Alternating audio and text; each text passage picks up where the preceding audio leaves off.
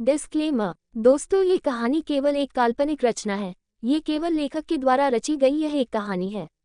इसका वास्तविक जीवन से कोई भी संबंध नहीं है। कृपया आप कहानियों को केवल मनोरंजन की दृष्टि से ही सुने, और साथ ही अगर आप इस चैनल नॉवल स्टोरी 2.6 पर पहली बार आए हैं तो चैनल को सब्सक्राइब और वीडियो को भर भर लाइक करना ना भूलें। धन्यवाद।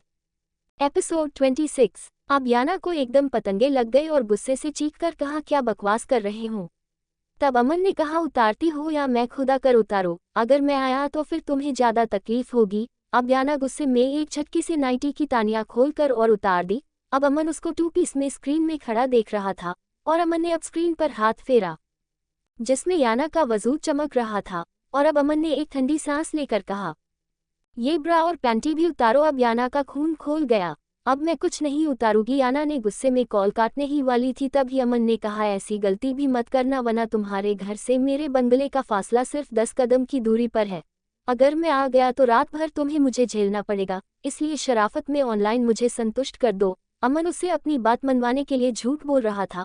वो अपने बंगले में है, वरना वो उससे कई 100 किलोमीटर दूर राजस्थान में था। अब याना के हाथ बटन दबाते दबाते रह गए।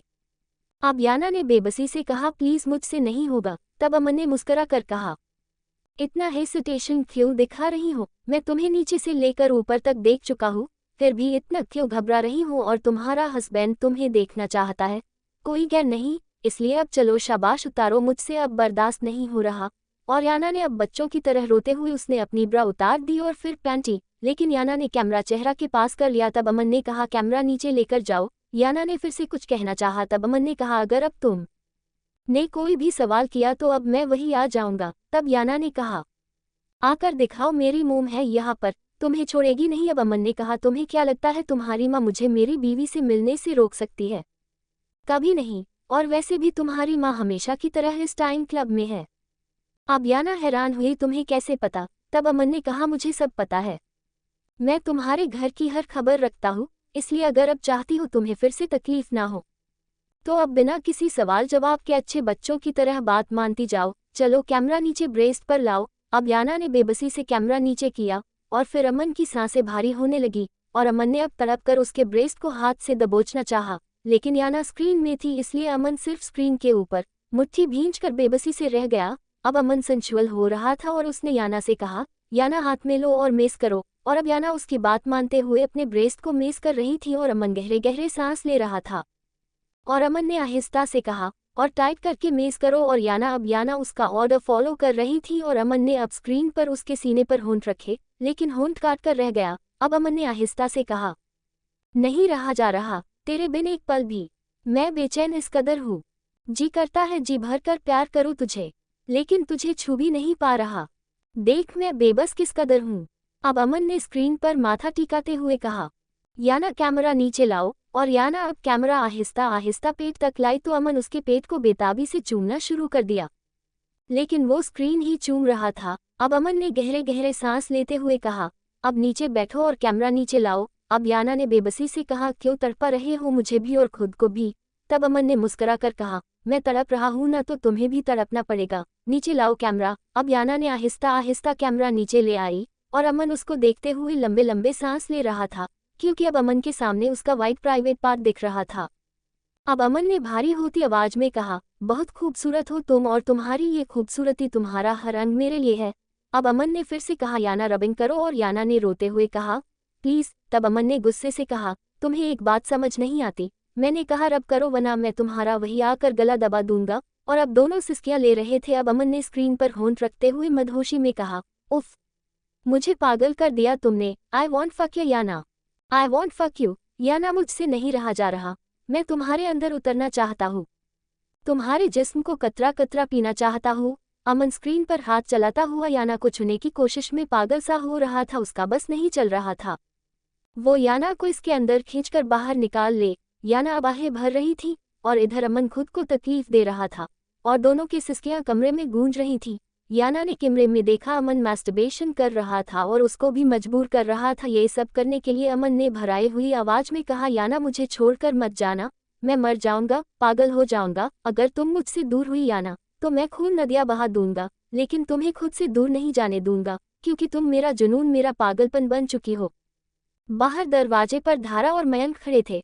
अब धारा ने मयंक से कहा, ये तो थारे भाई सा का दरवाजा बंद हो रहा से, हम बाद में बात करेंगे। तब मयंक ने कहा, ना भाभी साहब भी बात करो वरना फिर भाई सा काम में लग जाएंगे। अब वो बस सो रहे होंगे और आप उनकी होने वाली बीवी से आपका इतना तो हक बनता है कि आप उनके बिना परमिशन के अंदर जा सको। लाओ अपने बालों की पिन दो, मैं अभी लॉक खोल देता हूँ। ऐसा कुछ खास ना करते वो कमरे में, क्योंकि उनकी होने वाली बीवी तो कमरे के बाहर है, अभी कुछ प्राइवेट ना उनकी जिंदगी में, चलो आप अंदर। अब मयंक ने धारा की पिन से दरवाजा खोल दिया। अब उन दोनों ने देखा स्क्रीन पर एक लड़की की गंदी वीडियो चल रही है और अमन ने अपनी जीन्स की जिप खोल रखी थी और उस लड़की की गंदी वीडियो पर होंठ रखे हुए थे और गहरे गहरे सांस ले रहा था और जल्दी जल्दी मैस्टरबेशन कर रहा था।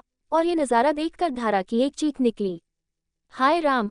और वो गोली की स्पीड से बाहर भाग गई और अमन ने एक फुर्ती से स्क्रीन ऑफ की और अपनी जिप बंद की और अब मयंक भी जल्दी से मुंह फेर कर बाहर की तरफ भागने लगा। तब अमन के अंदर गुस्से और शर्मिंदगी से लावा सा पकने लगा और अमन ने दहाड़ कर कहा, what hell are you doing here? क्या कर रहे हो तुम मेरे रूम में? और दरवाज़ा लॉक था, तुम अंदर कैसे आए? तब मयंक ने कांपते हुए कहा, भाई सा धारा भाभी सा की बाल पिन से खोल लिया था, गलती हो गई भाई सा, क्योंकि हमें लगा था आप सो रहे होंगे, हमें क्या पता था आप बंद कमरे में यूं सब कर रहे। अब अमन ने दहाड़ कर कहा, दफा हो यहाँ से। और अब अमन ने बाल मुट्ठी में भींच लिए। अब मयंक ने आगे बढ़ते हुए आहिस्ता से कहा, भाई सा अगर नौबत यहाँ तक आ गई है तो आप धारा भाभी सा से ब्याह क्यों नहीं कर लेते? अब अमन ने गुस्से से चीख कर कहा, शटअप। और मयंक उल्टे कदमों भागा। अब अमन बेड पर सर थाम कर बैठ गया। अब धारा भागती हुई किचन में आई और वो बुरी तरह बौखला रही थी। अब चंचल ने मुस्कुरा कर कहा, हो गई जीजा सा से बात। अब धारा ने चूल्हे पर रखी तेल की कढ़ाई देखकर घबराते हुए कहा, यूं कह कर रीतम। और उसने खोलते तेल की कढ़ाई गैस से उतार कर रख दी। और तब चंचल ने हैरान होकर मुंह फाड़ कर कहा, यूं कीर्तन ने गर्म कढ़ाई गैस से उतार दी, इसमें पूरियां तलनी थी। अब धारा ने बौखला कर प्लेट में रखे लोई कढ़ाई में पलट दी। तब पूनम ने कहा, एके हो गया यूं के क्या? पूरियां बेले बिना कढ़ाई में पलट दी। अब धारा ने एकदम कढ़ाई में देखा तो उसमें डालने वाली थी एकदम। चंचल ने हाथ पकड़कर खींचा और उसको कंधों से पकड़कर झकझोर कर कहा, कि पागल तो नहीं हो गई, कि हो रहा है तन्ने? तब धारा जमीन पर धड़ाम से बैठ गई और दुपट्टा में ठूस कर दहाड़े मार मार कर रोने लगी। अब दोनों बुरी तरह घबरा गई और उसको हाथ पकड़कर बाहर लाई। धारा जिज्जी के होया। तब धारा ने कहा, पता नहीं थारे जीजा जी को के हो गया, कितनी ओछी हरकत करन लाग रे अकेले में। तब चंचल ने कहा, पूरी बात बता के होया? अब धारा ने पूनम से कहा, तू अंदर जा पूनम, थारे वो भाई सा है, तू अंदर जा। तब पूनम अंदर चली गई और अब धारा ने रो रो कर चंचल को बताया और चंचल ने मुंह पर हाथ रखा और कहा, ये जीजा जी पर कौन सा गंदा बहुत चढ़ गया, पहले तो ऐसे ना थे। अब धारा ने कहा, चंचल मैं तो बर्बाद हो गई, महारा होने वाला पति ऐसा है, मैं क्या करूं? तब पीछे से उसकी चाची जो सारी बात सुन चुकी थी मुस्करा कर बोली, इसमें इतना रोने वाली को नो बात ना है। धारा यूं उम्र ऐसी होवे है और फिर अमन शहर में रहे, शहर की तो हवा हो ही खराब से। आजकल के शहर के छोरा में यूं हरता जाए है, जब उसका ब्याह हो जाएगा फिर ठीक हो जाएगा। इसका मतलब बस यूं है, अमन को लूगाई चाहिए, उसकी जवानी चरम सीमा पे से। तू रोना धारा, इसमें इतना घबराने वाली बात ना है, छोरे इस उम्र में ऐसे। और धारा ने कहा, मामी सा महारे को तो बहुत डर लाग रहा। डर काहे रही है, ये कोई इतनी बड़ी बात ना। अब मयंक भागता हुआ सूरज के कमरे में आया और जो हंसी उसने दबा रखी थी अब जोर जोर से हंसने लगा। और अब सूरज ने कहा, कि हो गया, पागल तो नहीं हो गया? तब मयंक ने कहा, बात ही ऐसी है। तब सूरज ने पूछा, कि बात है? अब मयंक ने कहा, महारे अमन भाई सा होर्नी बॉय बन चुके हैं। तब सूरज ने कहा, कि बात करा से? तब मयंक ने कहा, हाँ, अमन भाई सा पोन देख कर वही करे जो हक तू करे था। थारी आदत तो छूट गई, लेकिन अमन भाई सा में आ गई। और अब सूरज सर पकड़ बैठ गया और धीरे धीरे ये बात पूरे घर में फैल गई और अमन शर्मिंदगी के मारे कमरे से बाहर नहीं निकल रहा था। और अब सुमेर ने पीरामल से कहा, भाई साहब आप बहुत जल्दी करके अमन का ब्याह करा दे, क्योंकि आपका छोरा बिगड़ चुका है। अब ये सारी बात पीरामल को पता चली तो उसने कान छूकर कहा, राम राम, या छोरा हमें कहीं मुंह दिखाने लायक ना छोड़ेगा, बेशरम बेगैरत। अगर इतनी ही जवानी में आग रही है तो ब्याह क्यों नहीं कर लेता? मैं आज ही उससे बात करूंगा। मोना, रेशमा और उसका भाई तीनों अब अपने पर्सनल वकील के पास बैठे थे। अब उनके वकील ने कहा, मोना जी मैंने आपकी बेटी की शादी को लेकर सब पता कर लिया है। मैं साहिल सर के वकील तोमर से भी मिल चुका हूँ। इस शादी का अब से 7 महीने पहले कोई वजूद नहीं था। एक अर्जी में ये शादी खारिज हो जाती, लेकिन अब नामुमकिन है। अब मोना के भाई योगी ने कहा, क्या मतलब? तब उनके वकील ने कहा, मतलब ये जिस तरह से याना की शादी हुई है वो शादी कानूनी रूप से अवैध थी। और दूसरी बात, कोई भी कोर्ट मैरिज तब मान्य होती है जब पति पत्नी कम से कम 3 महीने का अरसा एक साथ बिता चुके हों, तो कोर्ट मैरिज फिर कानूनी रूप से मान्य हो जाती है। तब मोना ने कहा, लेकिन मेरी बेटी ने उसके साथ 3 महीने क्या 3 दिन नहीं बिताए हैं, ये आप कह रही है मोना जी। लेकिन कोर्ट में अमन सिंह शेखावत ने ये साबित कर दिया है कि वो पिछले 1 साल से अपनी बीवी के साथ एक खुशहाल जिंदगी बिता रहा है और इसलिए उसकी शादी पर सरकारी स्टाम्प लग चुका है। अब मोना को शौक लगा और उसने गुस्से में कहा, ये कैसे पॉसिबल है, मेरी बेटी कभी उसके साथ नहीं रही है। तब वकील ने एक फाइल मोना के सामने रख कर कहा, ये देखिए सबूत आपकी बेटी के और अमन के। अब मोना ने देखा उसमें एक जगह अमन और याना एक साथ बेड पर सो रहे हैं, दूसरी जगह वो दोनों एक कॉफी शॉप में कॉफी पी रहे हैं। कहीं वो अमन के साथ उसके कंधे पर सर रख कर सो रही है, एक जगह याना अमन की बाहों में लेकर उसको किस कर रही है, और भी ना जाने हजारों फोटो थे जो एक फाइल के रूप में थे। अब वकील ने कहा, और सबसे बड़ा सबूत, आपकी बेटी इस मैरिज सर्टिफिकेट पर साइन कर चुकी है जिस पर 17 साल पहले साहिल ने साइन किए थे और बालिग होने के बाद याना को साइन करने थे। अब मोना सदमे से ढह गई। अब मोना ने कहा, मैं अपनी बेटी से पूछे बिना ही ये कह सकती हूँ, उस हरामखोर ने ये सब मेरी बेटी को बेवकूफ़ बनाकर किया है, क्योंकि मेरी याना उसको ज़रा भी पसंद नहीं करती, उसने ज़रूर उसको डरा धमाका कर ये सब कराया होगा। तब वकील ने कहा, मैं जानता हूँ ऐसा ही हुआ है, लेकिन कोर्ट सबूत मानता है और वो लड़का सबूत दे चुका, इसलिए कोर्ट ने उसकी शादी को लीगल करार दे दिया है। अब वो कानूनी और धार्मिक दोनों तरह से उसकी बीवी है। तब रेशमा ने कहा, कोई तो रास्ता होगा, आप पैसे की फिक्र ना करें, हम पैसा पानी की तरह बहा देंगे, बस हमारी बेटी को उससे तलाक दिला दो। तब वकील ने कहा, इसका एक ही रास्ता है, अगर आपकी बेटी कोर्ट में गवाही दे दे कि वो अमन से तलाक चाहती है, क्योंकि अमन ने उसको अपने साथ ब्लैकमेल और जबरदस्ती रहने पर मजबूर किया है, वो उसके साथ नहीं रहना चाहती और वो उसको टॉर्च करता है, उसको मोलेस्ट करता है और उसको छोड़ने पर जान से मारने की धमकी देता है, जो कि एक सच है, तो कोर्ट बहुत जल्दी इस बारे में सुनवाई करेगा, बस आपकी बेटी को थोड़ी हिम्मत दिखाने की जरूरत है। अब मोना याना के पास आई और अब सारी बात सुनने के बाद याना ने एकदम घबराते हुए कहा, नहीं मोम, मैं कभी अमन के खिलाफ नहीं जाऊंगी, आपको नहीं पता वो कितना क्रूर है, और गुस्से में तो वो बिल्कुल पागल हो जाता है, फिर कोई लिमिट कोई परवाह नहीं करता सामने उसके कौन है। मैंने उसके गुस्से को झेला है, मुझे पता है वो कैसा है, प्लीज मोम, मुझसे नहीं होगा ये, मैं नहीं दूंगी उसके खिलाफ गवाही। तब मोना ने कहा, कुछ नहीं कर सकता है वो, याना तुम्हारे साथ तुम्हारी माँ है, तुम्हें अपनी माँ पर भरोसा नहीं है। अब याना ने रोकर कहा, लेकिन जब मुझे आपकी ज़रूरत होती है तब आप नहीं होती हो, मुझे अकेला छोड़ देती हो। उसने कल फिर से मुझे हरासमेंट दिया। अब मोना का खून खोल गया, क्या किया है उसने, क्या वो यहाँ आया था। अब याना बुरी तरह से रोने लगी। एपिसोड 27, मैं नहीं दूंगी उसके खिलाफ गवाही। तब मोना ने कहा, कुछ नहीं कर सकता है वो, याना तुम्हारे साथ तुम्हारी माँ है, तुम्हें अपनी माँ पर भरोसा नहीं है।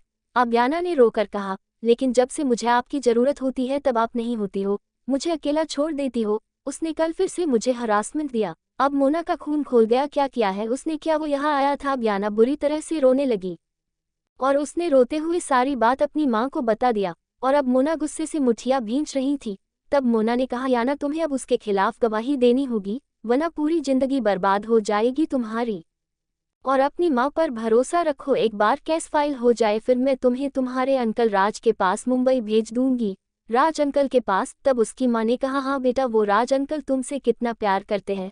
अब याना को याद आया, वो 1-2 बार मिली थी उनसे अपनी माँ के ही जरिए, और याना को वहाँ जाकर पता चला था उसके अंकल बहुत पावरफुल आदमी है और वो याना को बेटी की तरह प्यार करते थे। अमन अब कमरे में गर्दन झुकाए अपने बाप के सामने बैठा था।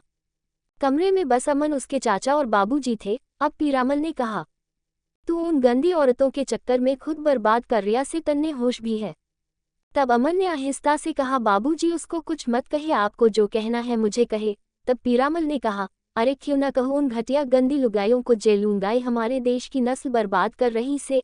इसलिए तू सीता जैसी छोरी जो तन्ने राम समझ कर थारी पूजा करे, उस गंगा जैसी पवित्र छोरी को छोड़कर एक ऐसी लुगाई को पसंद कर रहा से जो औरत के नाम पर भी कलंक हो है। इसलिए मैंने फैसला कर लिया, भी तू यहाँ से जावेगा तो धारा से शादी करके लौटेगा। तब अमन ने कहा, नहीं बाबूजी, मैं अभी शादी नहीं करना चाहता। तब पीरामल ने कहा, क्यों ना करेगा, बंद कमरे में ऐसी लुगाइयों को देखे देखकर घटिया हर्ट करेगा, और के देखे इन लुगाइयों को, जे वो नीच और गिरी हुई औरतें से जो पैसों के लिए कुत्ते के नीचे लेट जावे। अब अमन ने दहाड़ कर कहा, बाबूजी बस बहुत हो गया। अब पीरामल आंखें फाड़े अमन को देखने लगा। अब अमन ने एक गहरा सांस लेकर गुस्सा बाहर करते हुए हाथ जोड़कर कहा, बाबूजी मैं आपसे हाथ जोड़कर कहता हूँ आप मुझे जान से मार दीजिए, मैं उफ भी नहीं करूँगा लेकिन उसके खिलाफ एक लफ्ज़ भी नहीं सुन सकता। तब सुमेर ने कहा कौन है वो लड़की जिसकी खातर तू अपने बाबूजी के सामने इतनी ऊंची आवाज में बोल गया। अब अमन ने अपनी अंगूठे और उंगलियों मदद से आंखों दबोचा। अब खुद को नॉर्मल करते हुए कहा माफ कर दीजिए बाबूजी, क्योंकि पीरामल अभी तक सदमे में खड़े थे। अब पीरामल ने कहा कि चक्कर चला रहा था रात शहर में। तब अमन ने कहा कोई चक्कर नहीं बाबूजी, मैं उससे शादी। इसके आगे कुछ बोलता तभी पीरामल ने दहाड़ कर कहा खबरदार छोरा, खबरदार, अगर इसके आगे तन्ने एक लफ्ज भी कहा तो यही तेरे बाबूजी की लाश पड़ी मिलेगी। तब अमन ने कहा ठीक है, नहीं कहता, लेकिन मैं धारा से भी शादी नहीं करूंगा, ये मेरा आखिरी फैसला है। और ये कहकर अमन बाहर निकल गया। और अब अमन कमरे में आकर अपना बैग तैयार करने लगा वापस जाने के लिए। और तभी मयंक भागता हुआ आया, भाई साहब जल्दी चलिए, बाबूजी की अचानक तबीयत खराब हो गई। अब अमन बाहर की तरफ भागा और अब वो अपने बाबूजी को हॉस्पिटल ले गए। और अब चारों तरफ तनाव का माहौल बन गया और सब घर में रो रहे। 13 साल की शिवानी अमन के पेट से चिपकी हुई रो रही थी, क्योंकि वो हाइट में अमन की कमर तक ही आती थी। अब अमन ने झुककर शिवानी के सर को चूम कर कहा शिवानी कुछ नहीं होगा बाबूजी को, सब ठीक हो जाएगा। अब अमन को अपने ऊपर गुस्सा आ रहा था और धारा मयंक पर भड़क रही थी।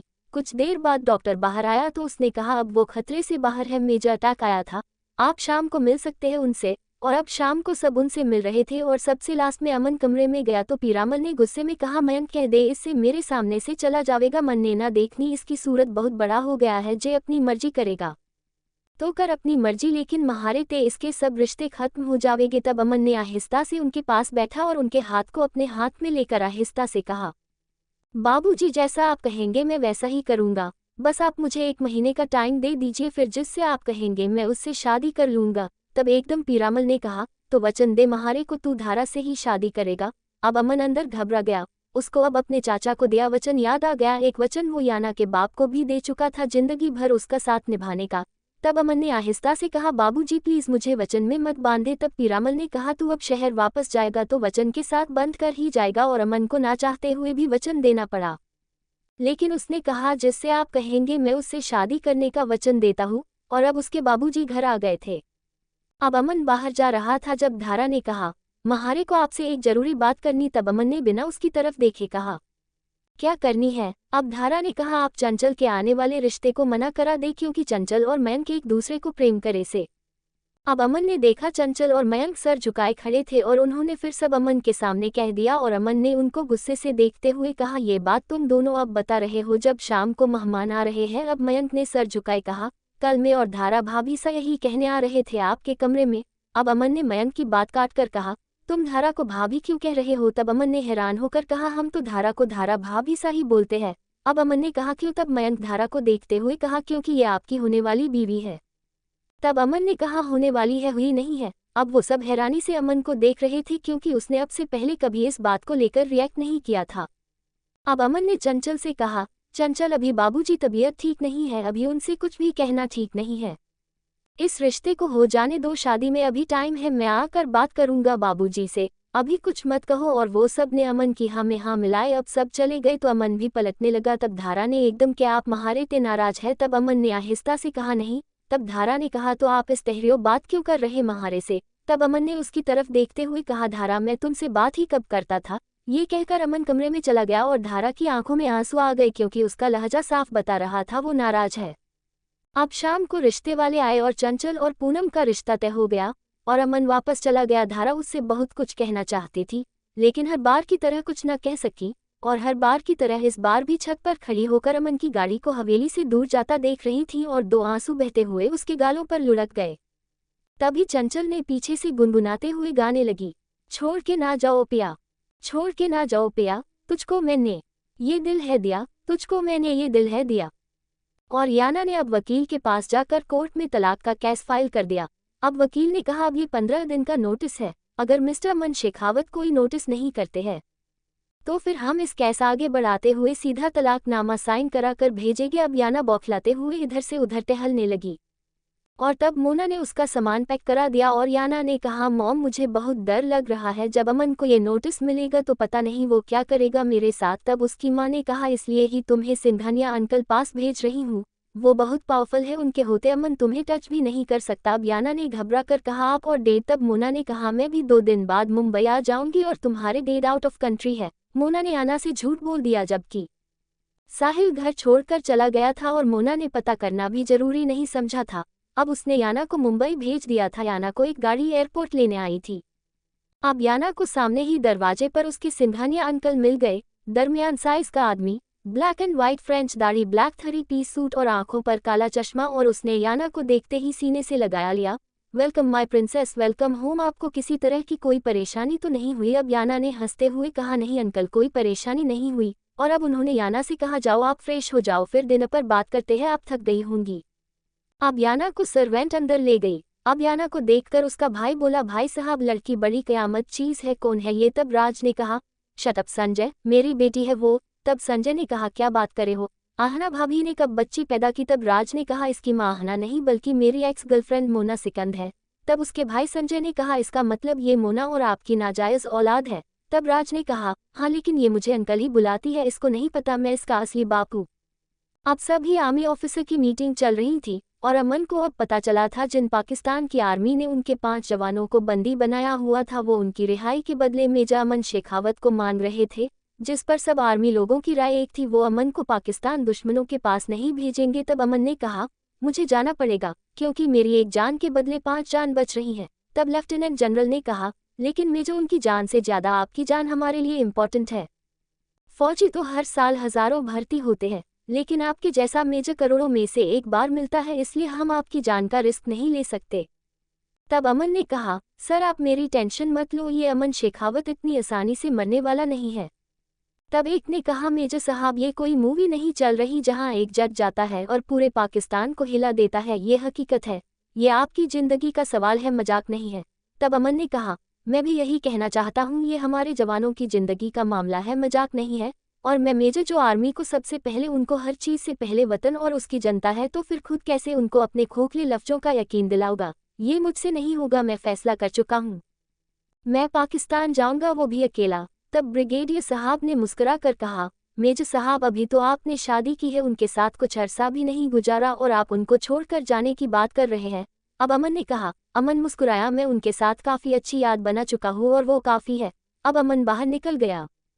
अभी वो अमन जाने के लिए तैयार हो रहा था तब अमित वहां आया और उससे कहा किस टाइम जाना है? तब अमन ने कहा मैं बस निकल रहा हूँ। तब अमित ने कहा निकल नहीं रहा हूँ, निकल रहे हैं, मैं भी तुम्हारे आ रहा हूँ। तब अमन ने कहा अमित यार तुम नहीं, तुम्हारे बीवी बच्चे हैं। तब अमित ने कहा बीवी वाला तो तू भी है, बच्चे 1 साल बाद हो जाएंगे। तब अमन ने कहा अमित ये मेरे अकेले का मिशन है, मैं इसमें किसी दूसरे की जान खतरे में नहीं डालना चाहता। तब अमित ने कहा कौन दूसरा दोस्त हूँ तेरा? हमने बागों से अमरूद आम ईंटे तोड़े हैं, दुश्मनों के सर 7 फोड़े हैं, तो तूने कैसे सोच लिया यारा मैं तुझे अकेले मौत के मुंह में जाने दूंगा, अपनी परी जैसी भाभी का सुहाग उजड़ने दूंगा। दोनों साथ वापस आएंगे और मरेंगे तो साथ मरेंगे। तब अमन ने कहा अमित जिद मत कर, उन लोगों ने मुझे अकेले बुलाया है। तब अमित ने कहा हम दोनों एक ही है, अब बहस ना कर, जल्दी चल। और अमन ने अमित को लाख रोकना चाहा लेकिन वो उसके साथ गया। अमन और अमित दोनों को रात को खुफिया तरीके से बॉर्डर क्रॉस करके बुलाया गया था, वो इस बात की किसी और को कानो कान खबर नहीं होने देना चाहते थे। अब मोना और राज एक होटल में बैठे थे और मोना ने याना के बारे में सब बता दिया। तब राज सिंघानिया ने कहा तुम मुझे अब बता रही हो, अब तक तो मैं उस इंसान को दुनिया से उठा चुका होता, लेकिन अब तुम बेफिक्र रहो, अब वो इंसान ज्यादा दिन अपनी सांस दुनिया में नहीं ले सकता, बहुत जल्द मैं उसको नर्क भेजूंगा। वो मामूली सा आदमी नहीं जानता उसने किसकी बेटी की इज्जत पर हाथ डाला है, उसके घर की हर औरत की इज्जत की धज्जियां ना उड़वा दी तो मेरा नाम भी राज सिंघानिया नहीं। धारा कमरे में घुटनों में मुंह दिए बैठी रो रही थी। चंचल और पूनम उसको समझाया समझा कर थक चुकी थी। जिज्जी क्यों इतना रोए जा रही सी? तब धारा ने कहा थारे जीजा जी महारे से नाराज हो गए से, जिस तरह उन्होंने महारे गेल बात की अब से पहले ना की। तब पूनम ने कहा थारे को गलत फहमी से ऐसा कुछ ना है, और अगर थारे को फिर भी लगे अमन भाई सा थारे नाराज होकर गए हैं तो उनसे एक बार फोन पर बात कर लियो, काय मरी जा रही। अभी वो तीनों बात कर ही रही थी तभी मयंक भागता हुआ आया और वो बुरी तरह रोने लगा और रोते हुए कहा भाभी सा अमन भाई सा अकेले पाकिस्तान गए हैं क्योंकि उन लोगों ने 5 फौजियों के बदले अमन भाई सा की जान मांगी है। और इतना सुनते ही धारा की जमीन आसमान घूम रहे थे। एपिसोड 28। अभी वो तीनों बात कर ही रही थी तभी मयंक भागता हुआ आया और वो बुरी तरह रोने लगा और रोते हुए कहा भाभी सा अमन भाई सा अकेले पाकिस्तान गए हैं क्योंकि उन लोगों ने 5 फौजियों के बदले अमन भाईसा की जान मांगी है। और इतना सुनते ही धारा की जमीन आसमान घूम रहे थे और एकदम चीख कर बोली कि बोल रहा से ये ना हो सके, कह दीजिए झूठ से और महारे अमन को कुछ ना हुआ, ये सच ना है। और धारा पीछे को गिर गई और अब पूरे घर में भगदड़ मच गई। अब सुमीर वहां आया। अरे क्या हो गया धारा को? तब सूरज ने कहा, चाचा साहब मैंने भी अमन भाईसा की तरह आर्मी ऑफिसर बनना, इसलिए मैंने आर्मी ग्रुप ज्वाइन किया हुआ से। और उसमें ही खबर आई से कि मेजर अमन शेखावत ने अपने आर्मी ऑफिसर को बचाने के लिए खुद को पाकिस्तान आर्मी को सौंप दिया है। अब उसकी चाची धड़ाम से जमीन पर बैठ गई और अब पूरे घर में रोना पीटना मच गया।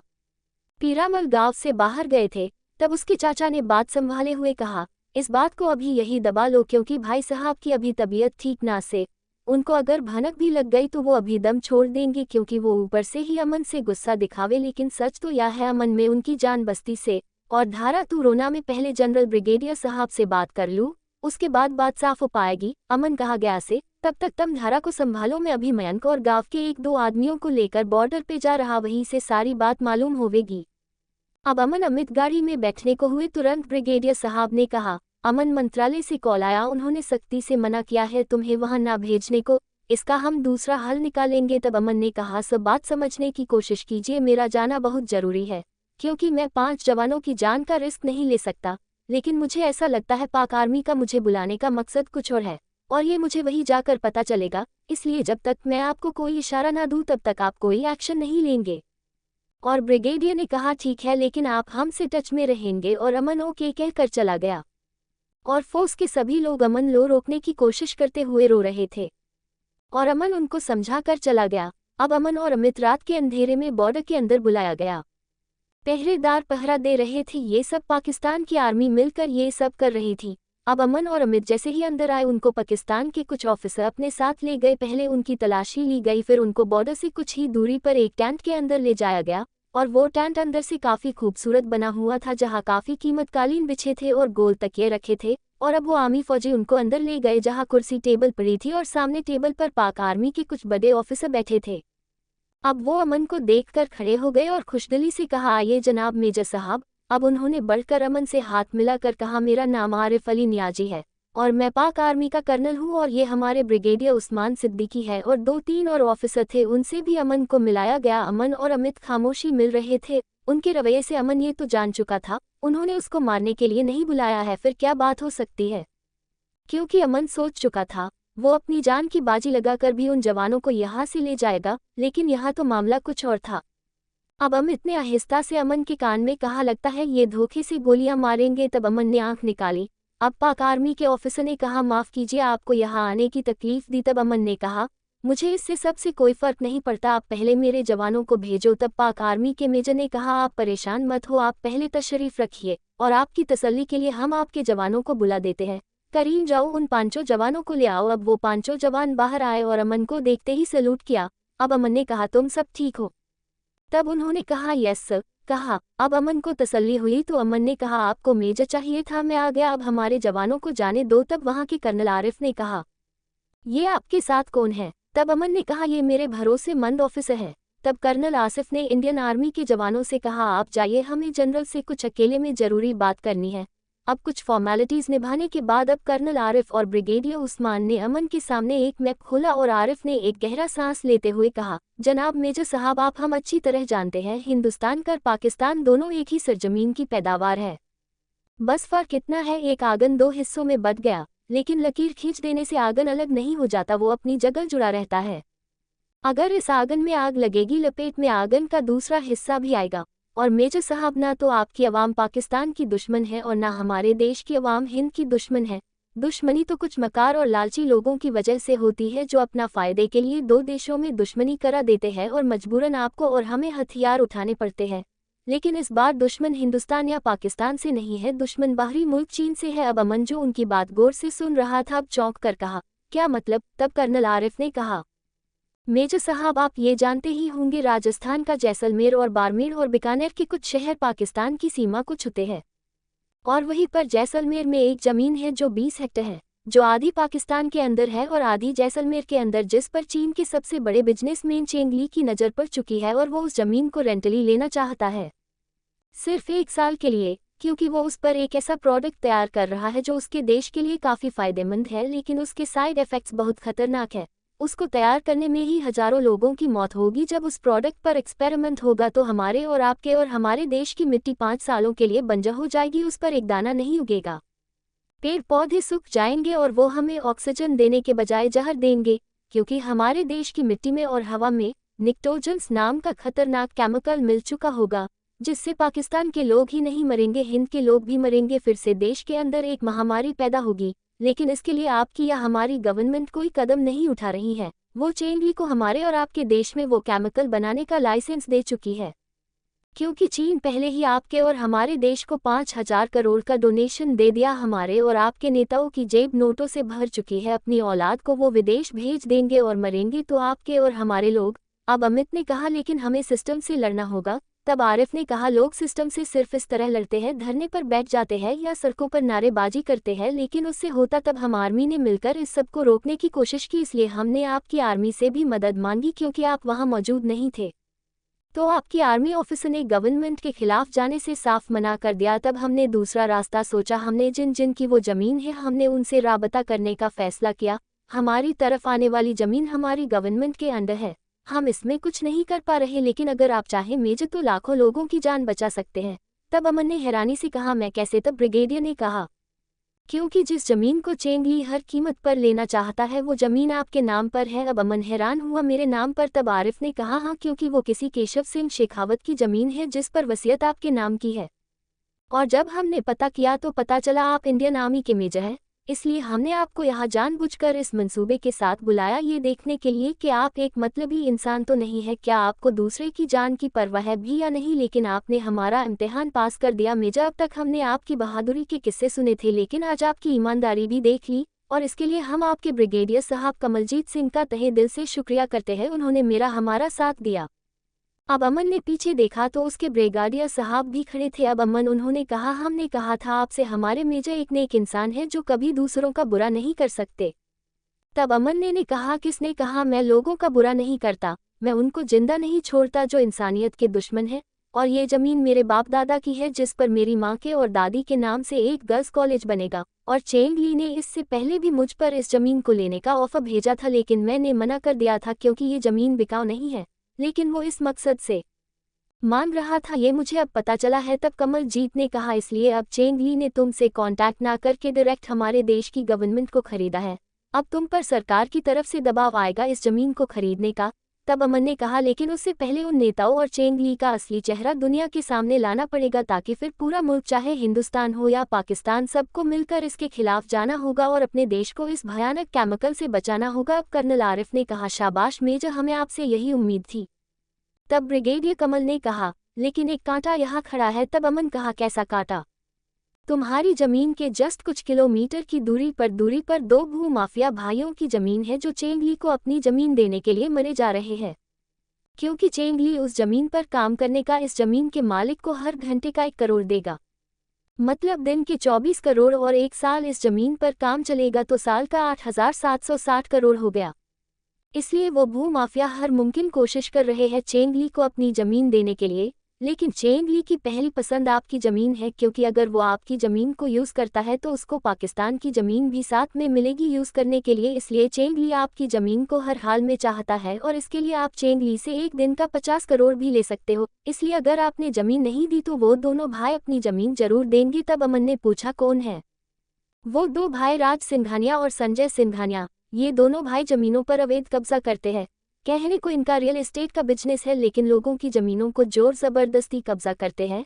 अब अमन ने कहा, चेंगली को ये ज़मीन दी जाएगी। तब सब चौंक। तब अमन ने कहा, लेकिन मेरी शर्तों पर, ताकि इस चेंगली नाम के वायरस को दुनिया से हटाया जा सके।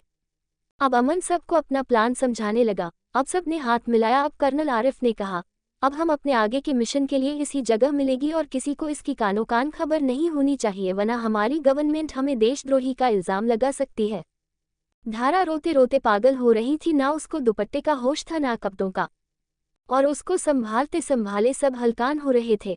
धारा ने अब सीने पर हाथ मारते हुए चीख कर कहा, महारे अमन को ला दो, कोई महारे अमन को ला दो। अब धारा ने अब सूरज से कहा, सूरज, महारे को महारे अमन के पास ले चल। और धारा बिना दुपट्टे के बाहर की तरफ भागी। अब उसकी अम्मा ने गुस्से में उसको पकड़कर कहा कि बावरी होगी कि छोरी। तब धारा ने चीख कर कहा, हाँ अम्मा, मैं बावरी होगी। अगर महारा अमन महारे को ना मिला तो मैं अपने प्राण त्याग दूंगी। अमन, महारे को कोई पाकिस्तान ले चलो, महारे अमन के पास ले चलो। और उसके चाचा सुमेर ने कहा, धारा होश में आ छोरी, हम करे से कुछ ना होगा, तेरे अमन को मैं बात करा से। अब सब बात फाइनल हुई तो अमन बाहर आई तो ब्रिगेडियर साहब ने कहा, अमन बेटा पहले अपने घर बात कर लो, तुम्हारे चाचा और भाइयों के हजारों कॉल आ चुके हैं, पूरे घर में रोना धोना मचा हुआ है।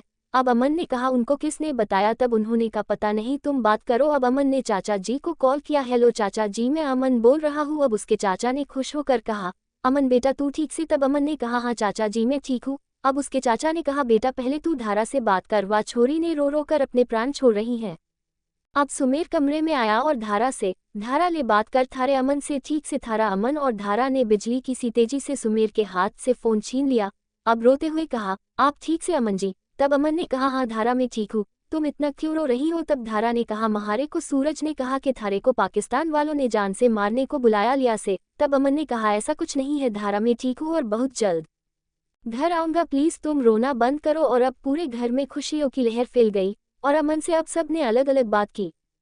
अमन अपने उन सब जवानों को लेकर आ गया और सब आर्मी के जवान जो अमन के जाने पर आंसू बहा रहे थे सब फिर से खुश हो गए और उन्होंने अमन को कंधे पर उठा लिया और सब खुशियों से मग बजाने लगे। और अब अमन अपने ऑफिस में आया तो सबसे पहले उसको याना का ख्याल आया। उसने तुरंत मुस्कुरा कर याना को कॉल की, लेकिन उसका फोन स्विच ऑफ जा रहा था। अब अमन ने कई बार कॉल किया लेकिन हर बार फोन बंद जा रहा था। तब अमन ने अपने चाचा को कॉल किया तो साहिल का भी फोन बंद जा रहा था। अब अमन को कुछ अजीब लगा, फिर उसने मोना का कॉल ट्राई किया तो मोना का भी कॉल बंद जा रहा था और अमन कुछ गलत होने का एहसास हुआ और उसने कुछ सोचते हुए ईशा को कॉल किया। तब ईशा ने कहा, अमन मोना मासी के बगले और तो ताला लगा है, कहा गई कुछ नहीं पता। अब अमन को 440 वॉट का झटका लगा। एपिसोड 29। अब अमन ने ईशा के बाद अपने ऑफिसर सुधीर को कॉल किया जिसको अमन अपने बाद रखता था याना के प्रोटेक्ट करने के लिए। तब सुधीर ने कहा, सर मैं तो बराबर नजर रखे हुए था लेकिन 3 दिन पहले रात को मेरी माँ की तबीयत खराब हो गई थी, मैं बस उसको देखने के लिए गया था और सुबह होते ही आ गया, लेकिन तब मुझे बंगले पर ताला लगा मिला। गार्ड सबकी छुट्टी कर दी गई, आसपास से पता किया, किसी को कुछ पता नहीं था। तब अमन ने कहा, घर के नौकरों पता करो, स्पेशल कांताबाई मोना के घर की पुरानी नौकरानी हुना हो, उसको जरूर कुछ पता होगा। तब उसने ऑक्सर कहा। अब अमन कॉल बंद करके बाहर आया तभी उसको बीडीआर ब्रिगेडियर कमलजीत मिले। उन्होंने अमन को परेशान देखकर पूछा, सब ठीक तो है मेजर? तब अमन ने कहा, सर चाचा जी और याना का कुछ पता नहीं चल रहा, फोन स्विच ऑफ जा रहे हैं सबके। तब उन्होंने कहा, अरे इसमें परेशान होने वाली क्या बात, कहीं घूमने गए होंगे। तब अमन ने कहा, नहीं सर, चाचा जी कभी चाची जी के साथ बाहर नहीं गए, उनका रिश्ता ऐसा नहीं है जो चाचा जी उनके साथ कहीं जाएंगे और फिर मुझसे टच में जरूर रहते हैं, जरूर कोई बात है। तब बीडीआर ने कहा, ठीक है अभी ऑफिसर को लगाओ पता करने के लिए, अगर कुछ ना पता चले फिर तुम चले जाना। अब अमन ने आहिस्ता से हम कहा। अब अमन ने अपने प्लान के मुताबिक चेंगली के मैनेजर पर खबर भेजी कि उस जमीन का मालिक अपनी जमीन चेंगली को देने के लिए तैयार है, उससे आकर बात करे। और प्लान के हिसाब से अब चेंगली मुंबई आ रहा था क्योंकि उसके प्रोजेक्ट की शुरुआत हिंद महासागर से थी। और अब बीडीआर कमलजीत ने कहा, अमन तुम्हारा प्लान काम कर रहा है, चेंगली मुंबई आ रहा है। अब अमन ने अमित और कई और भरोसेमंद ऑफिसर को अपने साथ मिलाया। अब कमलजीत ने कहा, अमन मुझे अभी मुंबई के कैंटोनमेंट से कई भरोसेमंद ऑफिसर हमारे साथ है, जिसमें से एक मेरा भांजा सुखविंदर भी शामिल है, और उसने सब पता करने के बाद मुझे बताया है कि चेंगली मालाबार में अपने इस प्रोजेक्ट से रिलेटेड सभी लोगों को मिलने के लिए बुला रहा है। उसने एक बड़ी बिजनेस पार्टी रखी है ताकि वो उन लोगों को मोटा लालच देकर मिला सके और गारंटीड इनविटेशन तुम्हारे पास भी जरूर आएगा। तब अमन ने कहा, हाँ लेकिन मेरी जगह आपका भांजा सुखविंदर जाएगा क्योंकि मेरा अभी सामने आना ठीक नहीं है। अब संजय और राज दोनों बैठे बात कर रहे थे। ब्रदर, अब चेंगली मुंबई पहुंच चुका है, लेकिन अब हमें ये प्रोजेक्ट मिलना मुश्किल लग रहा है क्योंकि सुनने में आ रहा है जो जमीन चेंगली की पहली पसंद थी उसका मालिक चेंगली को अपनी जमीन देने को तैयार है। अब चेंगली को हमारी जमीन में कोई इंटरेस्ट नहीं, अब ये चेंगली का कॉन्ट्रैक्ट हमारे हाथ से जाता हुआ दिख रहा है।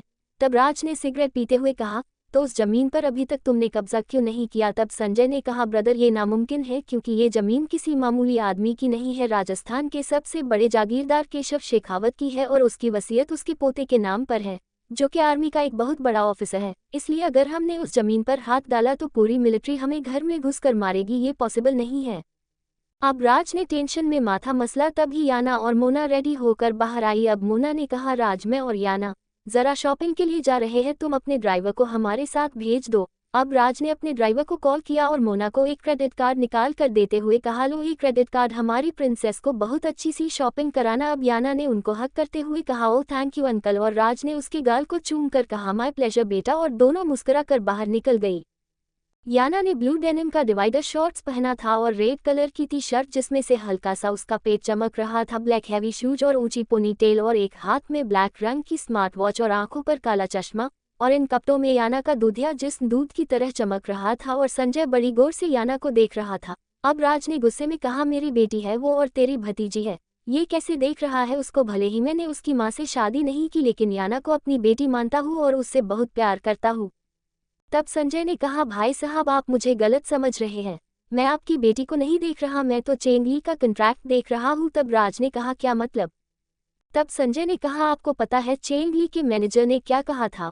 उसने कहा चेंगली को इंडियन ब्यूटी में इंटरेस्ट है और हो सकता है वो यहाँ की लड़की से शादी भी कर ले, और आपकी बेटी चलती फिरती कयामत है। अब राज ने गर्दन एकड़ का कहा, आखिर बेटी किसकी है?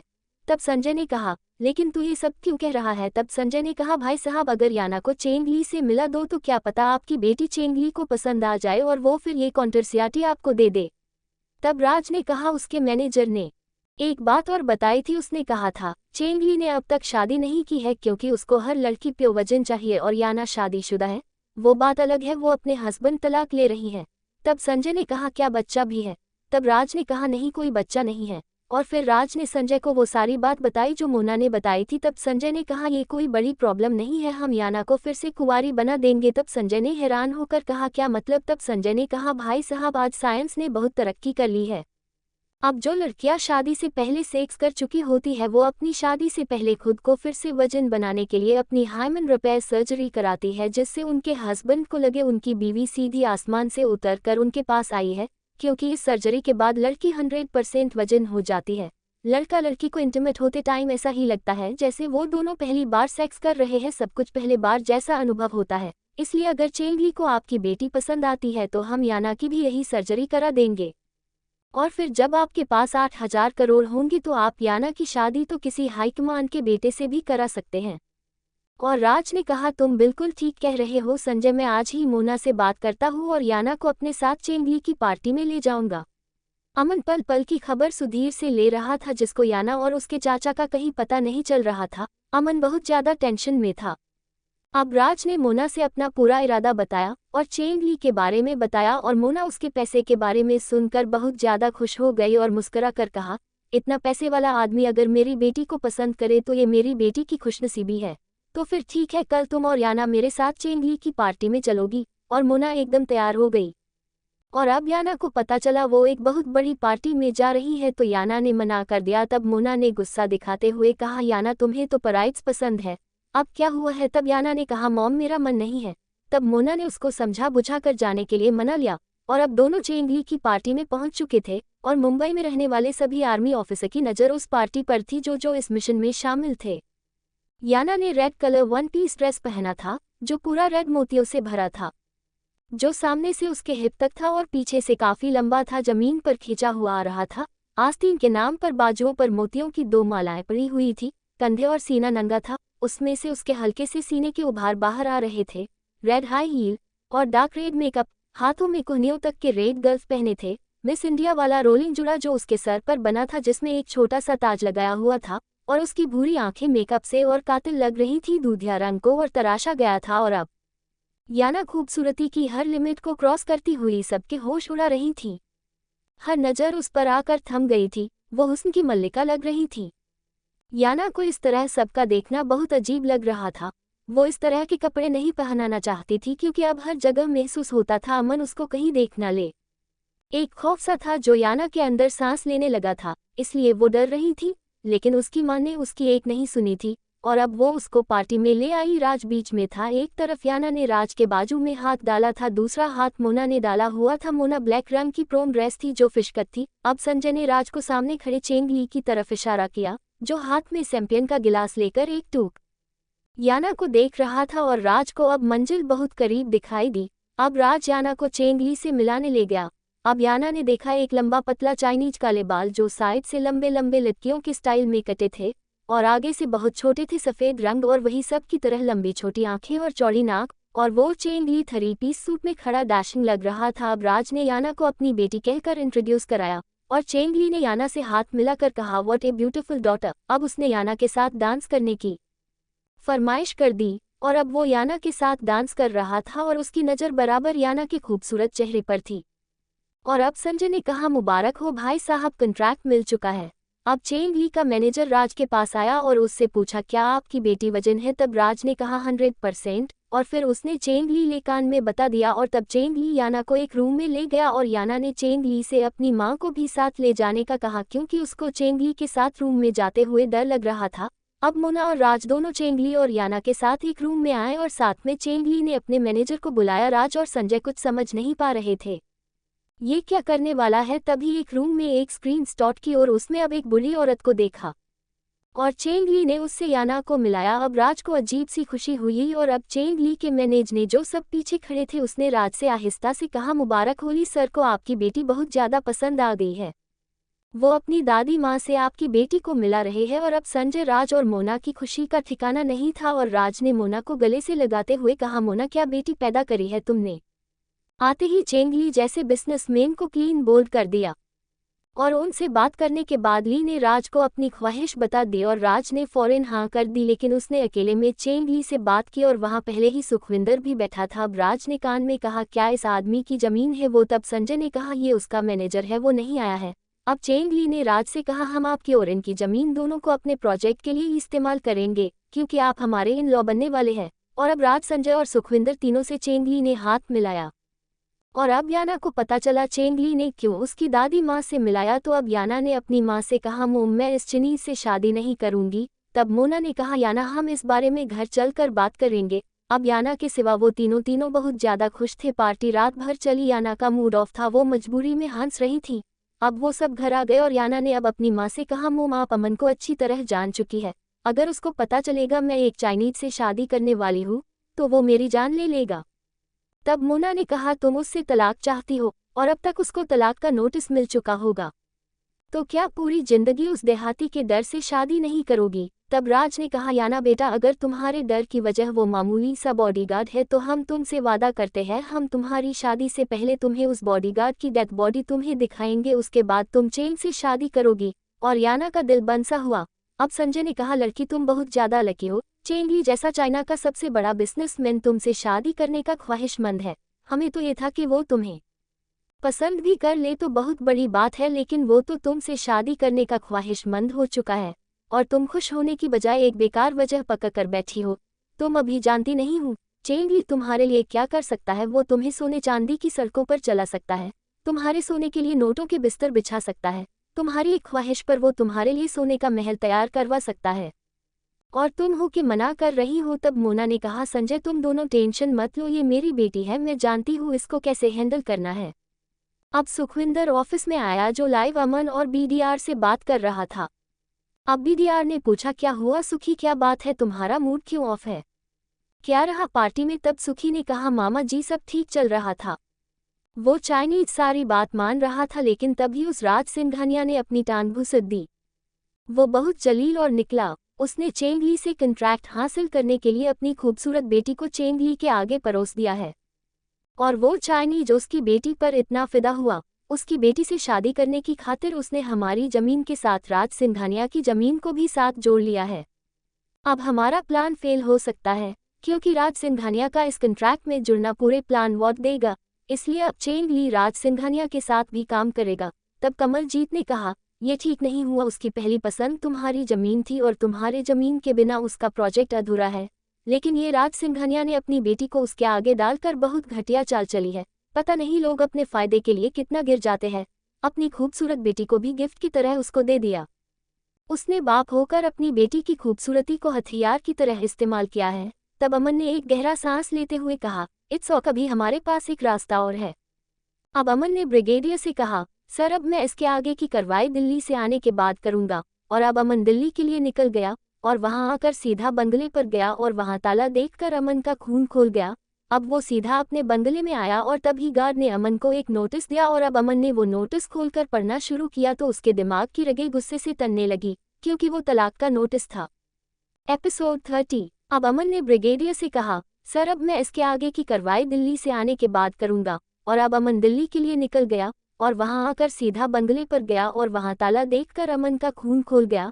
अब वो सीधा अपने बंगले में आया और तभी गार्ड ने अमन को एक नोटिस दिया और अब अमन ने वो नोटिस खोलकर पढ़ना शुरू किया तो उसके दिमाग की रगें गुस्से से तनने लगी, क्योंकि वो तलाक का नोटिस था। अब अमन ने वो नोटिस गुस्से में अपने मुट्ठी में मसल कर फेंक दिया और अब उसका खून खोल रहा था। याना के धोखा देने पर अब अमन ने सुधीर को कॉल किया और सुधीर ने बताया, सर हमने कांता बाई को पकड़ लिया है, उसको हमने स्टेशन पकड़ा है, ये भी भाग रही थी।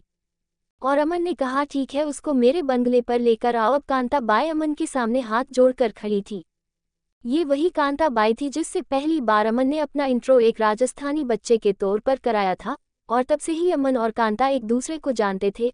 अब अमन ने कहा, कांता बाई आप ये जान ही चुकी होंगी, याना मेरी बीवी है और मैं उससे बहुत प्यार करता हूँ, इसलिए प्लीज़ मेरी बीवी के बारे में कुछ भी मालूम है तो बता दीजिए। आप मेरी माँ के जैसी है, मैं आपके साथ कोई जोर जबरदस्ती नहीं करना चाहता, प्लीज़ आप मुझे बता दीजिए मोना सिकंद कहाँ गई है मेरी बीवी को लेकर। तब कांता ने कहा, अमन बेटा मैं आपको सब बताती हूँ, जो भी मुझे पता है। तब अमन ने उसको कुर्सी पर बैठाया। अब कांता ने कहा, जब आपने मोना मेम साहब को चांटा मारा था तब मोना मेम साहब गुस्से से पगला गई थी और फिर हमारे साहिल साहब आए और उन्होंने हमारे साहब का गिरेबान पकड़ लिया और चीख चीख कर कहने लगी, तुम्हारी हिम्मत कैसे हुई मेरी बेटी की शादी अपने देहाती भतीजे से कराने की। अमन कांता बाई की सारी बातें गौर से सुन रहा था और जब साहब ने कहा, मैं याना का बाप हूँ और मैं बाप होने के नाते अपनी बेटी की जिंदगी का फैसला ले सकता हूँ, तब मोना मेम साहब ने अपना बरसों पुराना राज खोला। अमन ने चौंक कर कहा, कैसा राज। तब कांता बाई ने इधर उधर देखकर कहा, याना मेम साहब साहिल साहब की बेटी नहीं है, बल्कि मोना मेम साहब के पुराने आशिक की नाजायज औलाद है।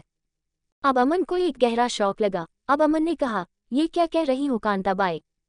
तब कांता ने कहा, हाँ अमन बेटा, बप्पा मोरया की कसम, मोना मेम साहब चीख चीख कर कह रही थी, साहिल याना पर तुम्हारा कोई हक नहीं है, याना तुम्हारी बेटी नहीं है, बल्कि मेरे एक्स बॉयफ्रेंड की औलाद है। क्योंकि जब मोना मेम साहब ने साहिल साहब से शादी की थी तब याना बेबी उनके पेट में 1 माह की थी, लेकिन उनके डैड ने उनकी शादी जबरदस्ती साहिल साहब से कराई थी, क्योंकि उनका बॉयफ्रेंड 4-5 लोगों को मारकर जेल जा चुका था और मोना मेम साहब को उनके डैड ने उनकी बात ना मानने पर उनको जायदाद से निकालने की धमकी दी थी, इसलिए मोना मेम साहब को साहिल साहब से शादी करनी पड़ी। अब अमन ने हैरानी से कहा, क्या ये बात याना जानती है। तब कांता ने कहा, नहीं ये मोना मेम साहब ने खुद कहा था, याना को और साहिल साहब को छोड़कर सबको पता था याना मोना मेम साहब की नाजायज औलाद है। फिर हरिया ने मुझे बताया साहिल साहब उस रात अपने कमरे में बैठकर बहुत रोए थे, ये कहकर जिस बेटी के लिए उन्होंने पूरी जिंदगी दाव पर लगा दी वो तो उनकी यही नहीं, अब उनका यहाँ कुछ नहीं है और उस दिन के बाद हमारे साहिल साहब का कुछ नहीं पता। अब अमन सोफे पर ढह गया, क्योंकि ये कोई मामूली बात नहीं थी। जब अमन को इतना गहरा शौक लगा था तो उसके चाचा पर क्या बीती होगी वो समझ सकता था, क्योंकि अमन जानता था वो याना से कितना प्यार करते थे, उसकी खातिर तो वो मोना जैसी अयाश औरत को निभा रहे थे। अब अमन ने दिल में सोचा, चाचा जी एक बार मुझसे बात तो कर लेते, कहाँ चले गए आप। अब अमन को एक नया डर सताया, कहीं उसके चाचा ने अपने साथ कुछ गलत तो नहीं कर लिया। अब अमन ने अपने चाचा से मन में कहा, चाचा जी आपका पूरा परिवार है, कौन नहीं है आपका, और याना आपकी बेटी ना सही आपकी बहू तो है, क्या मैं आप बेटा नहीं था।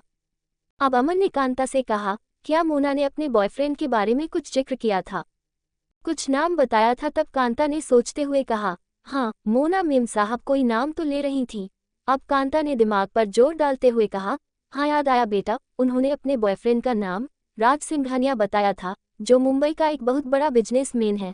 अब अमन के ऊपर सातों आसमान धड़ाम से गिरे और उसके कानों में सुखविंदर की आवाज गूंजने लगी। राज सिंघानिया ने अपनी खूबसूरत बेटी को चेंगली के आगे सर्व करके वो कॉन्ट्रैक्ट हथिया लिया है, उसने अपनी बेटी को चेंगली को गिफ्ट कर दिया है और चेंगली उसकी बेटी पर इतना फिदा हो गया है उसने शादी करने का ऐलान कर दिया। और अब अमन के जिस्म में ज्वालामुखी से फट रहे थे। गुस्सा उसको मोना पर नहीं था, क्योंकि वो मोना के घटियापन से वाकिफ था, आग तो उसको यान की वजह से लग रही थी, जिसने अमन को तलाक का नोटिस भेजकर उस चेंगली से शादी कर रही थी। लेकिन अब अमन उसको बख्शने वाला नहीं था। अब अमन ने अपने ऑफिसर अपने चाचा की तलाश में लगा दिए। मोना अब याना का पूरी तरह से माइंड वाश कर रही थी चेंगली से शादी करने के लिए। क्योंकि याना ने चेंग ली से शादी करने से साफ मना कर दिया था। लेकिन राज ने मोना को कह दिया था अगर वो याना को शादी करने के लिए मना लेगी तो राज अपनी बीवी आहना को तलाक देकर, जो अभी लंदन अपने परिवार से मिलने गई थी, उसको तलाक देकर उससे शादी कर लेगा और मोना के लिए एक पेरिस में बहुत शानदार बंगला खरीद कर देगा और अरबों रुपया उसके नाम पर बैंक में ट्रांसफर कर देगा। इसलिए अब मोना याना को शादी के लिए मनाने के लिए एड़ी चोटी का जोर लगा रही थी। और अब याना ने इरिटेट होकर कहा, मोम आप समझ क्यों नहीं रही है, मुझे नहीं करनी है चेंग ली से शादी। तब मोना ने गुस्से से कहा, तो क्या उस देहाती से शादी करना चाहती हो जिसको तुम डिवोर्स नोटिस देकर आई हो। तब याना ने कहा, मोम मैंने कब कहा मुझे उसके साथ जिंदगी बितानी है। तब मोना ने कहा, तो फिर चेंग ली से शादी कर लो याना, वना वो अमन तुम अपने साथ ले जाने के लिए जमीन आसमान एक कार देगा। और पता नहीं उसने खुद के गुंडे भी पाल रखे होंगे जिनके बल पर उसने मिस्टर मल्होत्रा का बंगला हथिया लिया है। और अगर याना वो तुम्हें यहाँ से ले गया तो तुम अपना फ्यूचर अमेंगे कर सकती हो। वो तुम्हें एक टूटे फूटे खंडहर नुमा गहर में ले जाकर फेंक देगा और जबरदस्ती तुमसे अपनी लंबे चौड़े परिवार की तीमारदारी कराएगा। चूल्हे पर बैठकर तुम्हें 20-25 लोगों का खाना बनाने पड़ेगा। दिन में उनके लिए जान खपाओगी और रात को बिस्तर पर ये अमन नाम का वहशी भूखे जानवर की तरह तुम्हारा जिस्म नोचेगा। फिर गांव की हर औरत की तरह तुम्हें भी 10 बराहा बच्चे पैदा करने पड़ेंगे और तब ये जो तुम्हारा टॉप मॉडल बनने का सपना है एक झटके से पीछे के रास्ते दुम दबा कर भाग जाएगा। सिस्क सिस्क कर पूरी जिंदगी गुजारनी पड़ेगी। और याना अब इमेजिन करके बुरी तरह कांप गई। और अब मोना ने जिंदगी का दूसरा चेहरा दिखाया। अब याना दूसरी तरफ सोचो, अगर तुमने चेंग ली से शादी कर ली तो तुम चाइना की सबसे अमीर औरतों में से एक कहलाओगी। पलक झपकते ही चेंग ली तुम्हारी हर ख्वाहिश पूरी कर देगा। चेंग ली से शादी करके ना तुम सिर्फ टॉप मॉडल बनोगी बल्कि चेंग ली तुम्हारे लिए पूरी मॉडलिंग कंपनी खड़ी कर देगा। 10 कदम पर भी जाने के लिए तुम्हारे पास खुद का एक जेट होगा। हजारों नौकरानियां तुम्हारे आगे पीछे दुम हिलात होंगी। ना बच्चे पैदा करके अपना फिगर खराब करने की जरूरत है, बच्चे सरोगेट भी करा सकती हो। जो तुम चाहोगी वो होगा। अब याना सोच लो, तुम्हारी एक हाँ और एक ना तुम्हारी पूरी जिंदगी बदल सकती है। अगर तुम चेंग ली से शादी के लिए हाँ करती हो तो तुम्हारे राज अंकल अमन को रोक सकते हैं, और अगर तुम ना करोगी तो वो अमन को तुम्हें ले जाने से नहीं रोकेंगे। और याना अब अमन का सोचकर बुरी तरह डर गई। अब मोना ने झूठे आंसू दिखाकर कहा, और बेटा उस जाहिल से तुम्हें बचाने के लिए ही तुम्हारी माँ दर बदर भटक रही है और तुम अच्छी तरह जानती हो उस इंसान ने तुम्हारी माँ के साथ क्या सलूक किया है। याना जरा सोचो, जो तुम्हारी माँ के ऊपर हाथ उठा सकता है, तुम्हारे साथ जंगली जानवरों जैसा सलूक किया, वो कितना घटिया और गिरा हुआ इंसान होगा। क्या तुम ऐसे इंसान से शादी करोगी जो न तुम्हारी इज्जत करता हो न तुम्हारी माँ की। अब मोना फूट फूट कर रोने लगी। अब याना ने कहा, नहीं मोम आपने सोच भी कैसे लिया, मैं एक ऐसे इंसान से शादी करूंगी जिसने मेरी माँ पर हाथ उठाया, कभी नहीं। और आप जैसा बोलेगी मैं वैसा ही करूंगी। अब मोना ने याना को सीने से लगाकर शातिराना मुस्कुराकर अपनी उंगली से अपनी आंख से आंसू निकालकर जमीन पर झटका। अब अमन ने डायरेक्ट मुंबई की फ्लाइट पकड़ी और अब अमन राज सिंघानिया के बंगले के बाहर खड़ा था। अब उसने देखा याना और मोना कहीं जा रही थी और अमन ने उन दोनों को देखकर गाड़ी का शीशा ऊपर कर लिया और फिर उनकी गाड़ी का पीछा किया और वो गाड़ी एक बहुत बड़े हॉस्पिटल के आगे रुकी। अब याना और मोना और एक लेडीज उनके साथ अंदर गई। अमन अब हैरान था, याना हॉस्पिटल क्यों गई है।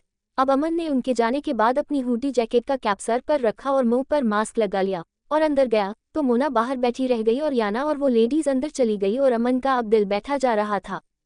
अब अमन के दिमाग में एक ख्याल आया, कहीं याना प्रेग्नेंट तो नहीं हो गई, कहीं ये मेरा बच्चा तो अबॉर्शन कराने नहीं आ रही। अब अमन ने आहिस्ता से कहा, अगर इन दोनों माँ बेटी ने मेरे बच्चे को नुकसान पहुंचाया तो दोनों माँ बेटी का मुंह थप्पड़ों से लाल कर दूंगा। अमन अब आहिस्ता से काउंटर पर बैठी एक औरत के पास आया और याना का नाम बताकर पूछा, ये लड़की यहाँ क्यों आई है। तब उस लड़की ने कहा, सर ये पर्सनल है, मैं आपको नहीं बता सकती। तब अमन ने उसको अपना कार्ड दिखाया तो उस लेडीज ने एकदम बताना शुरू किया, सर वो लड़की अपनी हाइमन रिपेयर सर्जरी कराने आई है। अब अमन कंफ्यूज हुआ क्योंकि उसकी जानकारी में आज तक किसी ने ऐसी कोई सर्जरी नहीं कराई थी जो उसको पता होता और ना वो कोई डॉक्टर था। अब अमन ने कहा, ये कैसी सर्जरी है।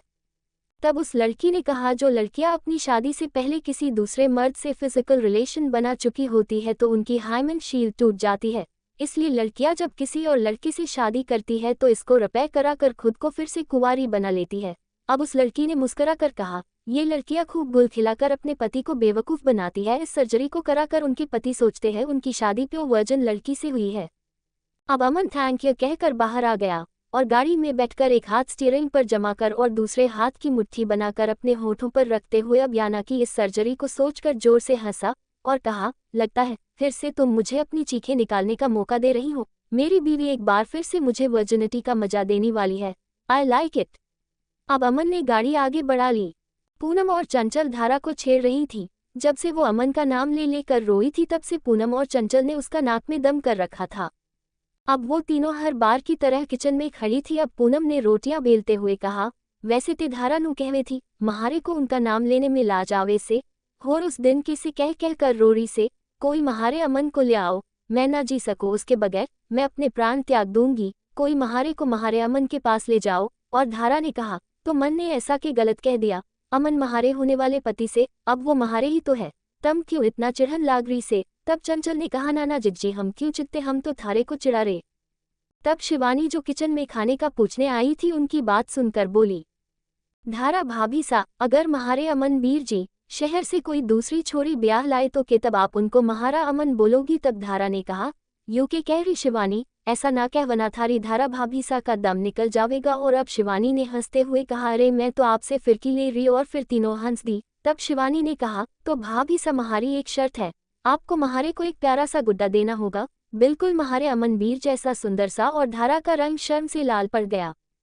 याना आज एक हफ्ते बाद संजय की बेटी सूजी के साथ मॉल आई थी शॉपिंग करने। अब याना ने कहा, सूजी तुम गार्ड को चकमा देकर क्यों आई हो। तब सूजी ने कहा, यार गार्ड मुझे हर जगह अच्छे नहीं लगते। अभी वो बात करती अगर बढ़ ही रही थी जब एक आदमी ने याना को बहुत जोर से कंधा मारा। तब याना ने गुस्से में कहा, अंधा है देखकर नहीं चल सकता। तब उस आदमी ने याना को फ्लाइंग किस देते हुए कहा, जान देख सकता हूँ तभी तो तुझ जैसी हूर परी को कंधा मारा, वरना तेरे बराबर वाली काली परी को भी मार सकता था।